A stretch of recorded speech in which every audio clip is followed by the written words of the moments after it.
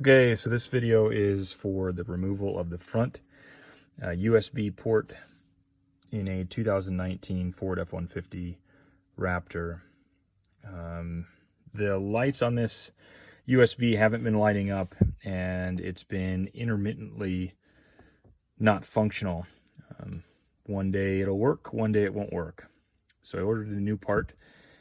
Everything I read online suggested the use of a panel puller. Unfortunately, that didn't work.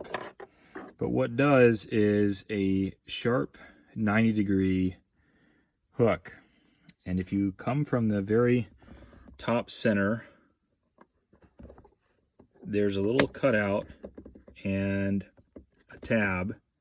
You can see it's already loosened up. If you come from the center at the bottom, and again, there's a little cutout. This won't damage the truck because there's a spot where you can actually push the tab, and out it comes very easily. You can see there's a sort of a cutout there for that piece there, and maybe difficult to see here, but there's a little cutout there for that tab as well. So you get those two and it comes out no problem. Hope that helps. Again, just a sharp 90-degree hook. If we can get this to zoom in, but it's just a sharp little 90-degree hook from the top center and the top bottom.